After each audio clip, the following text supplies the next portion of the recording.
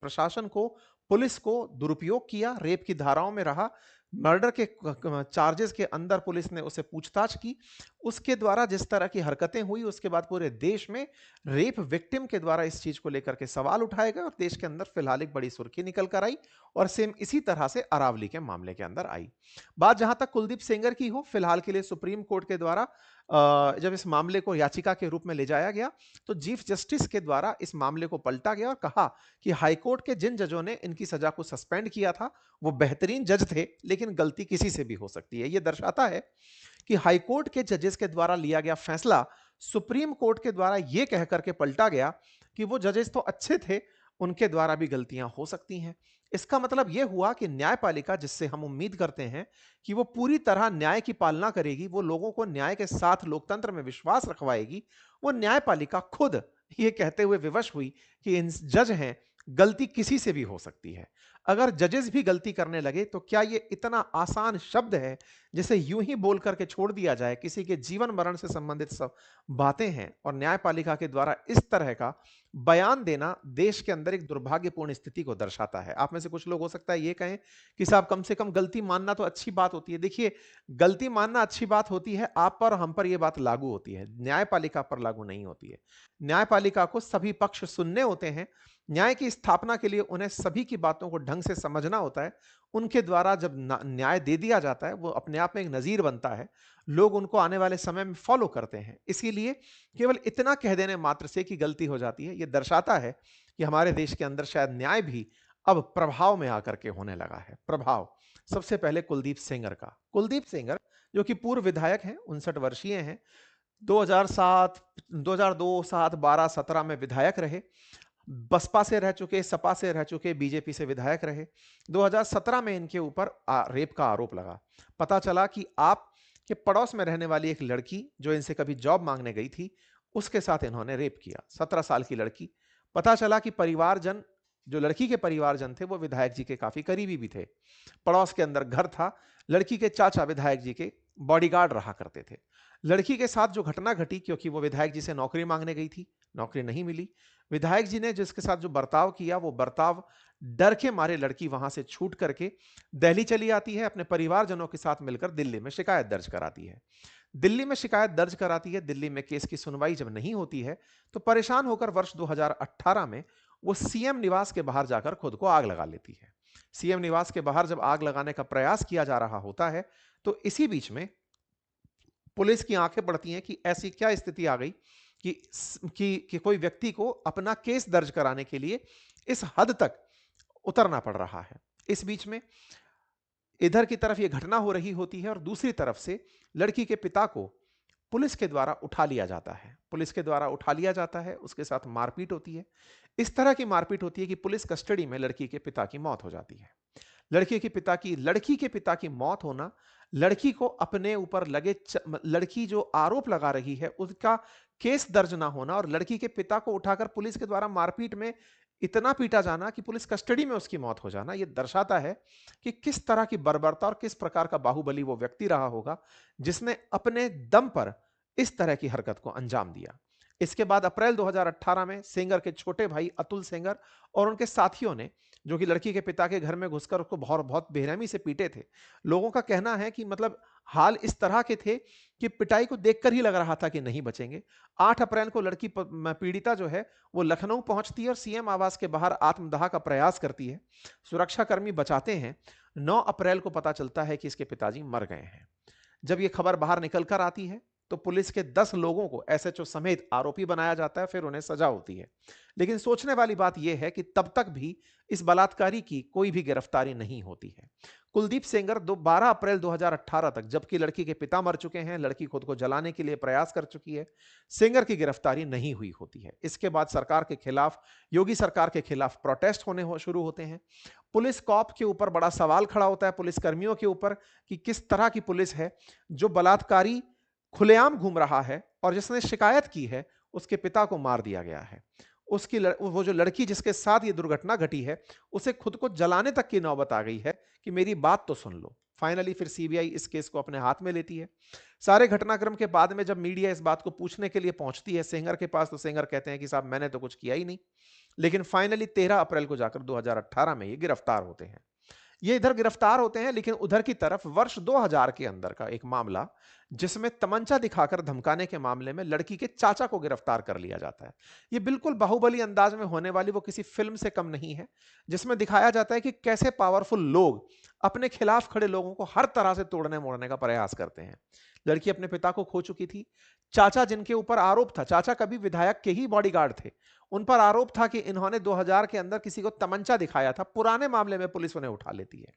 Police उन्हें उठा लेती है और विधायक सेंगर की गिरफ्तारी के कुछ महीने बाद अदालत को यह बताया जाता है कि चाचा जब दिल्ली में है, तो उन चाचा को भी उठा लिया जाता है, चाचा को गिरफ्तार कर लिया जाता है। इसी बीच में धमकियों का सिलसिला जारी रहता है। लड़की इस बीच में दिल्ली आ जाती है। दिल्ली में आकर के अपनी शिकायतें दर्ज कराती है। सारी चीजें वो अपने स्तर पर कर रही होती है। 28 जुलाई 2019 को रायबरेली के अंदर एक तेज रफ्तार ट्रक उस कार को टक्कर मार देता है जिसमें पीड़िता, उसके वकील और चाची यात्रा कर रहे होते हैं। यह बड़ा ही सोचने की बात है कि यह घटना जिस समय पर लड़की अपने पिता को खो चुकी है, चाचा को जेल भेज चुकी है, शिकायत करने के लिए अब उसके पास घर में महिलाएं बची हैं, महिलाएं हैं, खुद है और वकील हैं, साथ जा रहे हैं। एक अज्ञात नंबर का ट्रक आता है, कार को टक्कर मारता है, नंबर प्लेट पर कालिक पुती होती है। देखकर साफ पता चल रहा होता है कि यह प्रयास भी जानबूझकर किए गए प्रयासों में से है। इस प्रयास को देख करके ही कानून पर से और गुंडा राज पर, कानून पर से विश्वास उठता हुआ और गुंडा राज का प्रभाव साफ साफ दिखाई देता है। लोगों के अंदर रोष टूट पड़ता है। उन्नाव के अंदर इस तरह की जो घटना होती है, इसके अंदर सर्वाइवर की मदर ने सीधा सीधा कुलदीप सेंगर के ऊपर आरोप लगाया। सुप्रीम कोर्ट के चीफ जस्टिस को इस मामले के अंदर फिर इंटरफियर करना पड़ा, जिसके चलते इस मामले की सुनवाई 30 हजारी कोर्ट के अंदर की जाना शुरू होती है। जब ये जानकारी शुरू होती है, जब ये सारी जानकारी शुरू होती है, कुलदीप सेंगर को इसके बाद में 30 हजारी कोर्ट के अंदर दोषी ठहराया जाता है। 21 दिसंबर 2019 को उसे आजीवन कारावास की सजा सुना दी जाती है। मतलब इसे सजा सुनाए जाने से पहले लड़की का पिता, लड़की का चाचा, लड़की का पिता जान खो बैठा है, लड़की के दो परिवारजन जान से हाथ धो बैठे हैं, चाचा जेल चला गया है। तब जाकर के इस व्यक्ति को आजीवन कारावास की सजा सुनाई जाती है 2019 में। 2019 में पीड़िता के पिता की हत्या के मामले में भी कुलदीप सेंगर को दोषी पाया जाता है। 10 साल की सजा सुनाई जाती है और 10 लाख रुपए का जुर्माना लगाया जाता है।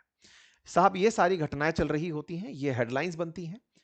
पुलिस के रिपोर्ट्स में ये निकल कर आता है कि हाँ, यही व्यक्ति रेपिस्ट था, इसी ने ही मरवाया था। पार्टी इसे बाहर निकाल देती है। दिसंबर 23 को यह खबर वापस से सरफेस होती है कि ये व्यक्ति जो इतने साल से जेल में था 2019 से, इसे जेल से रिहा किया जा रहा है। जैसे ही इस व्यक्ति के रिहा होने की खबर बाहर आती है, लड़की और लड़की से जुड़े हुए जितने भी लोग थे उनके अंदर एक भय बैठ जाता है। क्योंकि जब ये जेल से बाहर था तो इसने जो हालात किए थे वो सबके सामने थे। अब ये जेल से फिर बाहर आ रहा है। इसके बाहर आने से इसके पुराने जुड़े हुए करतूत सारे की सारे रिसरफेस होने लगते हैं। लोगों में इस बात का गुस्सा होता है कि जिसे आजीवन कारावास की सजा सुनाई गई हो, कोर्ट उसे किस तरह से राहत दे रहा है। कोर्ट उसे क्यों 2019 में गिरफ्त हुए व्यक्ति को 6 साल के अंदर कैसे बाहर निकाल रहा है।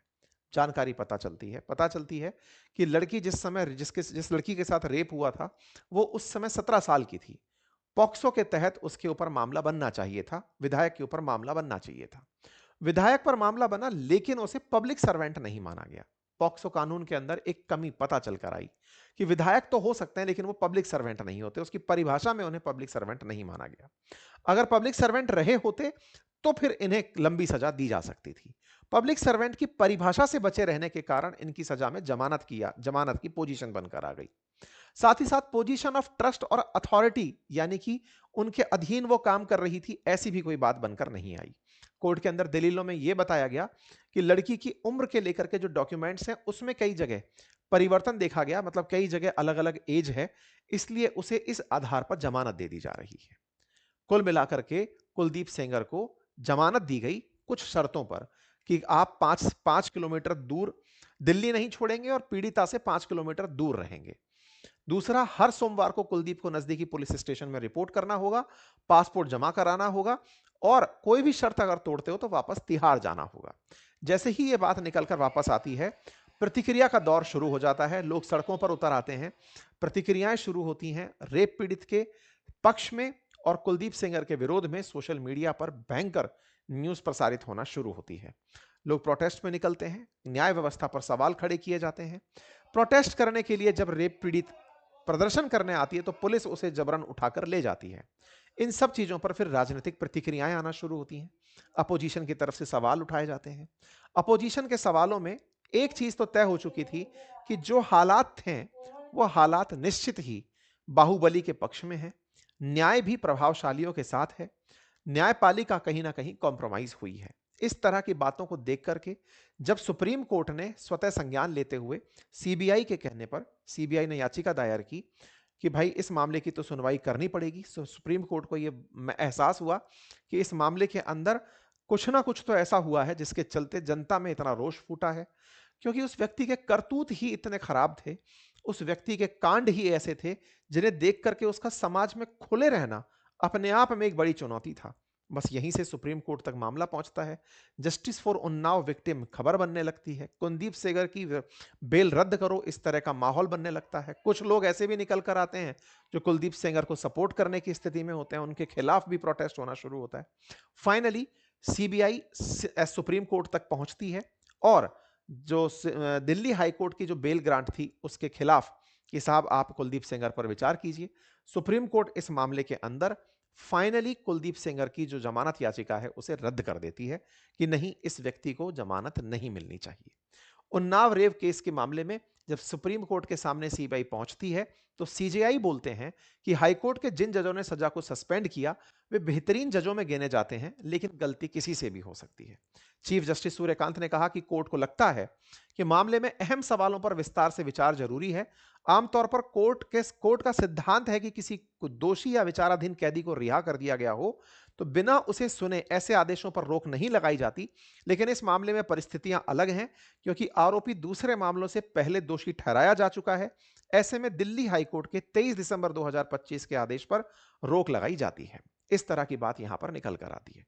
कुल मिलाकर के सुप्रीम कोर्ट के द्वारा इस मामले में उस व्यक्ति को जमानत से रद्द किया जाता है। विचारणीय तथ्य है, सुप्रीम कोर्ट यहां पर जो बोल रही है वो हाईकोर्ट के जजेस से गलती हो सकती है।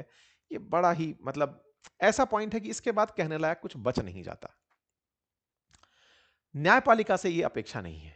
आप कहेंगे कि सर सुधार का मौका सबको मिलता है, हाईकोर्ट की गलती को सुप्रीम कोर्ट इस तरह कह करके निकाल ले जाए, अच्छा नहीं लगता। खैर, सुप्रीम कोर्ट का अपना तर्क है और इसी बीच में फाइनली पीड़िता को जब यह न्याय की खबर मिलती है तो उसके अंदर इस बात का रोना होता है कि कितनों को खोया और न्याय के लिए कितना संघर्ष करना पड़ा। पीड़िता की जिंदगी आसान नहीं है, बहुत ही मुश्किल जिंदगी है, लेकिन ठीक है, अब ये सारी चीजें तो आने वाले समय में चर्चा का विषय रहेंगी। न्यायपालिका से बड़ा प्रश्न यही रहेगा कि आपको अल्टीमेटली जनता के दबाव में आकर के, जनता के उन प्रयासों से कि आप न्याय नहीं करेंगे, जनता न्याय की अपेक्षा में है, लोकतंत्र यही है। यही सेम मामला अरावली के मामले में भी हुआ।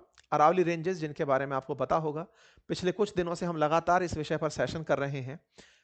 सुप्रीम कोर्ट के सामने सरकार के द्वारा जो अरावली की नई परिभाषा दी गई, जिसमें कहा गया कि 100 मीटर से ऊपर अरावली है, उसके खिलाफ पूरे देश के अंदर माहौल था। हमने भी कई सेशन उस पर किए, बहुत सारी जगह हमने ट्विटर हैंडल्स पर, बहुत सी जगह पर हमने ये मामला उठाया, सरकार से सवाल पूछा। फाइनली अरावली के मामले पर भी सुप्रीम कोर्ट ने स्टे दे दिया है।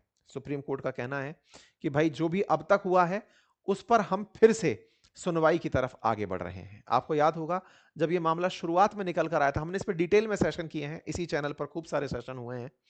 ऐसे में फिलहाल के लिए सुप्रीम कोर्ट ने अपने उन पुराने फैसलों को कि हाँ भाई जो 100 मीटर से ऊपर का जो मामला हमने नया नया माना है उस पर हम स्टे दे रहे हैं, और जो प्रश्न ऐसे हैं जो अनआंसर्ड रह गए हैं उनके आंसर की हम तलाश में रहेंगे। कुल मिलाकर मैं केवल इतना ही कहूंगा कि दो ऐसे मामले इन पिछले दिनों में देखने को मिले जहां पर न्यायपालिका को अपने दिए फैसलों से पीछे हटना पड़ा। यह कहीं ना कहीं दर्शाता है कि न्यायपालिका न्याय करते समय सही मायने में न्याय का पालन नहीं कर पा रही है। अगर ऐसा हुआ होता तो उन्हें अपने फैसलों से हटना नहीं पड़ता, क्योंकि न्याय होता नहीं है, दिखना भी होता है। अगर न्यायपालिका एक महिला के लिए जो रेप पीड़ित है उसके लिए सही मायने में कोई ढंग के कदम उठाई होती, देश में इस तरह के प्रोटेस्ट ना होते। कोई भी उस महिला के साथ रिलेटिव होकर के युद्ध नहीं लड़ रहा था, ना ही अरावली किसी का रिश्तेदार था। सबको लग रहा था कि अरावली नहीं होगा तो हम लोगों का अस्तित्व कैसे होगा। और सबको उस रेप विक्टिम के साथ लग रहा था कि जिसके लिए इतना बात उठी हो, उसको भी अगर कोई राहत नहीं मिल पा रही है, तो इस देश के अंदर लड़कियां सुरक्षित कैसे होंगी? न्यायपालिका से उम्मीद हर उस व्यक्ति को है जिसे लोकतंत्र में विश्वास है, जो झगड़े में एक ही लाइन बोलता है कि मैं तुझे कोर्ट में देख लूंगा। यह विश्वास नहीं छूटना चाहिए। न्यायपालिका को आवश्यकता है कि लोकतंत्र जिंदा है। कहते हैं कि विधायिका और कार्यपालिका सही से काम करें, ये जिम्मेदारी न्यायपालिका की है, लेकिन न्यायपालिका सही से काम करे, यह जनता ने तय कर दिया है। आवश्यकता है कि न्यायपालिका लोगों का न्याय में विश्वास बनाए रखने के लिए अपने कार्य को सही तरीके